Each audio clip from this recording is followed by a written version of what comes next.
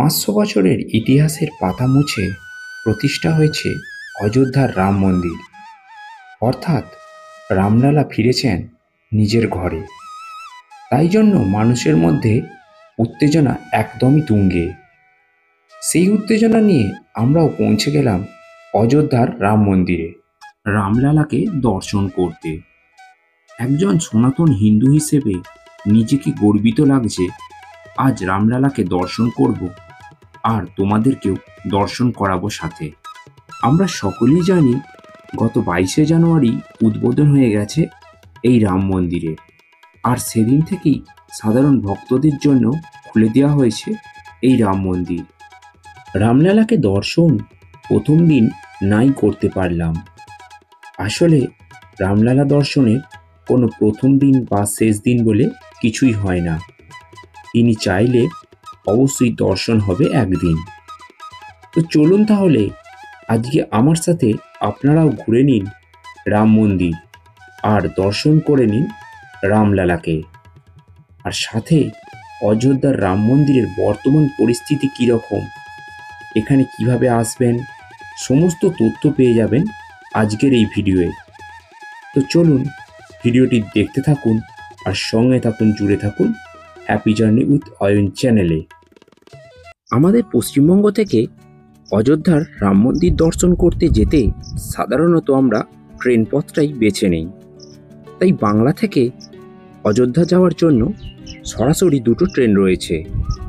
প্রথম ট্রেনটি হলো 13009 দুন এক্সপ্রেস, যা হাওড়া থেকে প্রতিদিন সন্ধ্যা 8:25 ছেড়ে যায় এবং অযোধ্যা ধাম পৌঁছায় পরদিন দুপুর 1:53।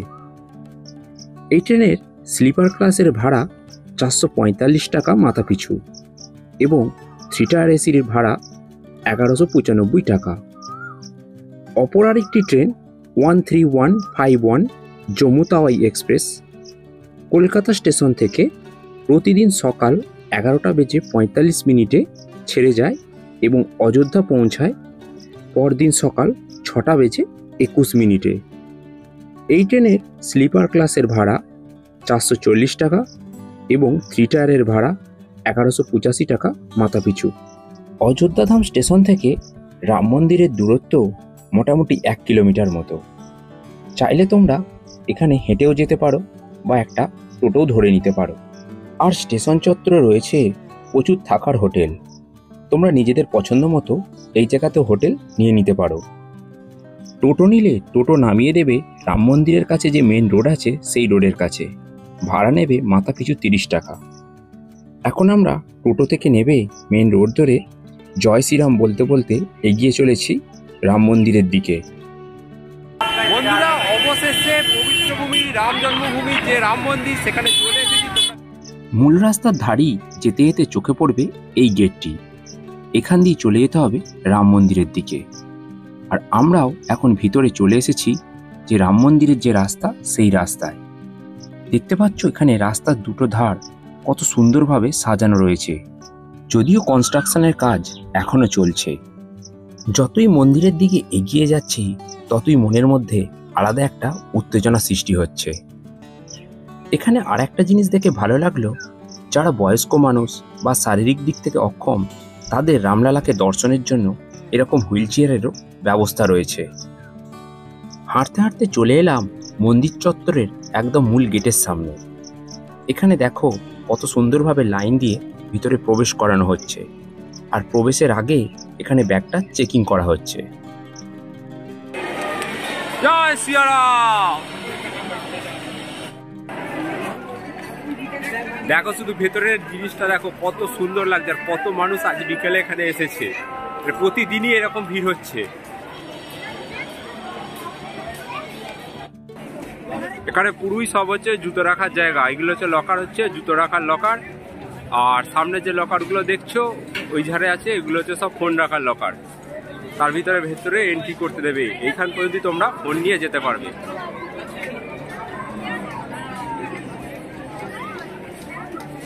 এখানে যে লকারগুলো রয়েছে সবই হলো ফ্রি লকার।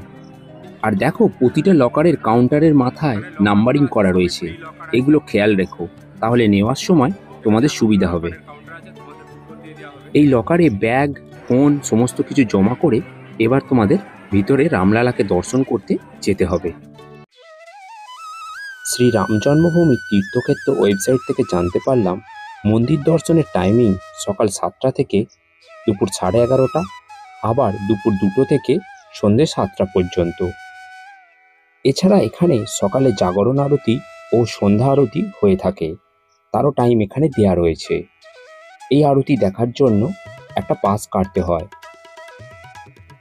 যদিও এখন আমি যে এই সময় এসেছি এখন কোনো রকম পাস লাগছে না, ঠিক ওই সময়ের মধ্যে মন্দির চত্বরে থাকলে আপনারা আরতি দর্শনও করে নিতে পারবেন। এই ভিডিওর মাধ্যমে আপনারা তো রাম মন্দির দর্শনের সমস্ত তথ্যই পেয়ে গেলেন। তবে সত্যি কথা বলতে রাম মন্দিরে গিয়ে মন্দিরের ভিতরে প্রবেশ করে মন্দিরের ভিতরে যে হাতের কারুকার্য, সুন্দরভাবে মার্বেল পাথর কেটে নানান দেবদেবীর মূর্তি বানানো, এখানে সোনার দরজা আর সাথে রয়েছে রামলালার দর্শন, যা চোখ জুড়িয়ে যাওয়ার মতো। এই ভিডিও দেখে সেটার কিছুটা অনুমান আপনারা করতে পারলেও অবশ্যই সময় করে একদিন চলে আসুন অযোধ্যার এই রামলালাকে দর্শন করতে। এখন কিন্তু মন্দির চত্বরে প্রথমের মতো অতটা বেশি ভিড়ও হচ্ছে না। এই সময় গেলে আপনারা খুব ধীরে সুস্থে ভালোভাবে রামলালাকে দর্শন করে নিতে পারবেন। আমার রামলালাকে দর্শন করতে লাইন দিয়ে গিয়ে সময় লেগেছিল 30 থেকে 35 মিনিট মতো।